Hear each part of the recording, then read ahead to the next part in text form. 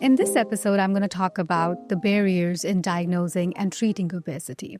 Now, diagnosing and treating obesity can be really challenging due to a variety of barriers, which can be broadly categorized into patient-related, healthcare provider-related, and then the systemic barriers. Now, let's talk about the patient-related barriers first.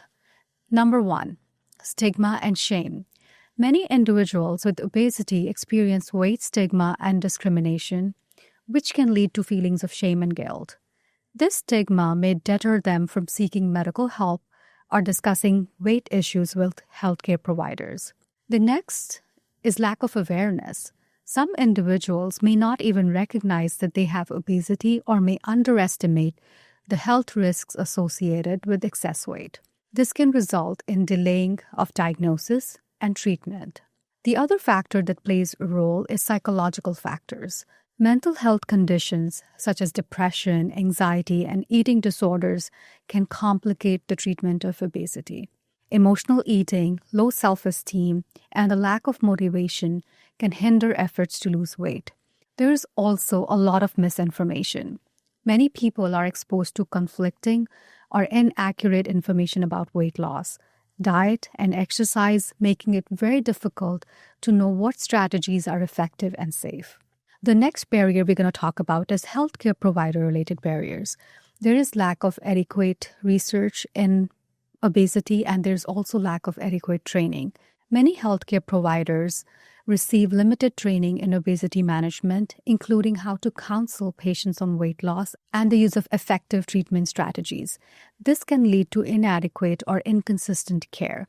There is bias and stigma in the healthcare system as well.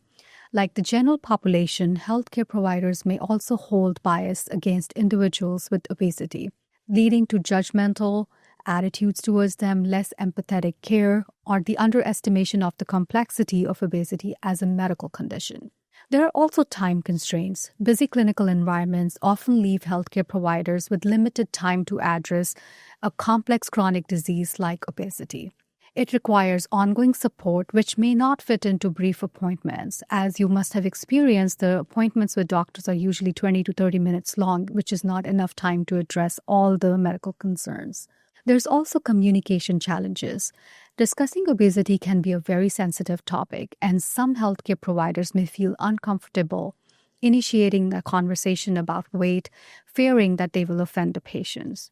Now, let's talk about systemic and environmental barriers. There are limitations in the healthcare systems as well, like there's insurance coverage issues for obesity treatment, including covering for counseling, medications, and surgery. They can be either inadequate coverage or it completely is non-existent. This limits access to comprehensive care for many individuals. The other limitations to access of care are geographic, economic, and cultural barriers. Individuals in rural areas, in low-income communities, or minority groups may not have adequate access to healthcare providers, healthy food options, and safe places for physical activity. It is also important to discuss social determinants of health. Factors such as poverty, education level, food insecurity can make it very difficult for individuals to adopt and maintain healthy lifestyles. Lack of access to affordable nutritious food, and opportunities for physical activity, access to parks are significant barriers. There's also cultural perceptions. In some cultures, higher body weight is not viewed negatively or even can be considered desirable. This can influence how obesity is perceived and addressed within those communities. I can speak to the Indian community, and in Indian community, having an obese child is considered a healthy child. And if your child is lean or is underweight, it is considered as that you're not feeding them appropriately or adequately. And mothers often receive this feedback from all the grandmothers that they're not appropriately feeding the child.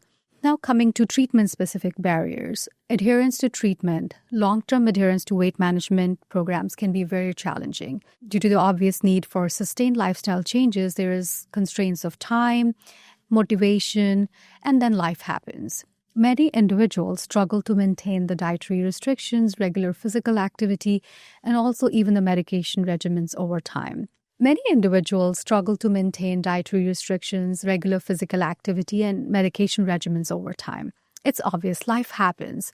You get busy and you lose the motivation. Then, on that complexity of obesity being a multifactorial condition influenced by genetics, metabolism, behavior, environment, and psychosocial factors makes it even more difficult to treat.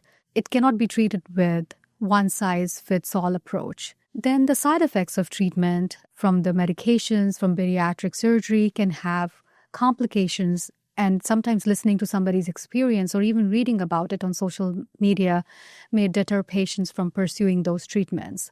Now that we have talked about the barriers to diagnose and treat obesity, let's talk about the strategies to overcome these barriers.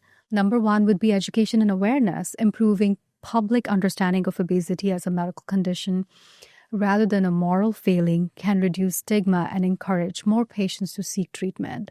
Provider training, enhancing healthcare provider education on obesity management, including how to communicate effectively and empathetically with patients, can improve care.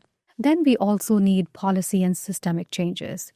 Expanding insurance coverage for obesity management, increasing access to healthy foods and physical activity opportunities can address the social determinants of health and help us in overcome these systemic barriers. Then, changing our focus to patient-centered care, tailoring treatment plans to individual needs, preferences, cultural context, and providing ongoing support can improve adherence and outcomes. By addressing these barriers, the healthcare system can more effectively diagnose, treat, and manage obesity, leading to better health outcomes for individuals and communities affected by this very complicated medical condition.